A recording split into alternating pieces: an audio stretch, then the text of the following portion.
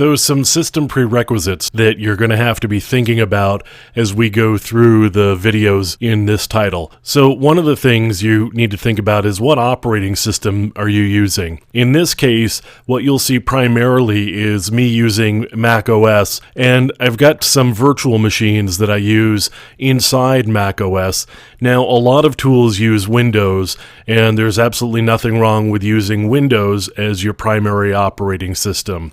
For personal reasons, I happen to use Mac OS, but like I said, I use virtual machines in order to get access to Windows and use the Windows-specific tools. I also use Linux inside of a virtual machine. There are tools that are really helpful that run inside Linux primarily, or maybe even exclusively. So I use virtual machines a lot. So having an operating system that you're comfortable with and having the ability to run virtual machines in order to get access to different operating systems so you can run different tools is really helpful. You don't have to have one operating system, but being able to run virtual machines so that you can run multiple operating systems in order to get access to those specific tools is really helpful. So as I said, I use virtual machines. Primarily, I use Parallels on the system that I'm doing the work on right now. I do have other systems that run VMware in addition to Parallels. VMware works fine. Either of these are great tools. You can also use something like VirtualBox, which is a free virtual machine software, and any one of those is going to be pretty good at being able to do your virtual machines for you. But like I said, you're going to want to probably be using virtual machines unless you just like having a lot of systems in front of you and having a lot of desktops or laptops running.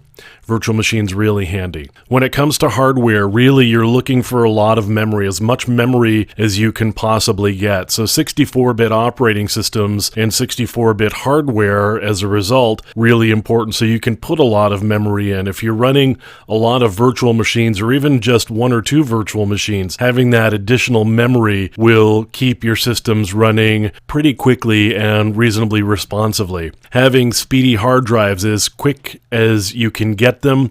Obviously, solid-state hard drives are really fast. The downside to them is they tend to be small, which means you may not be able to store as much information in your virtual machines in addition to your primary operating system, or you may not be able to have very many virtual machines around. So getting a regular hard drive, a platter-based hard drive, mechanical hard drive that has a pretty high RPM, so 7,200 RPM is a pretty good RPM rate. So faster hard drives definitely helpful in keeping your machines responsive, particularly, as I said, when you're running multiple virtual machines at the same time as your primary operating system.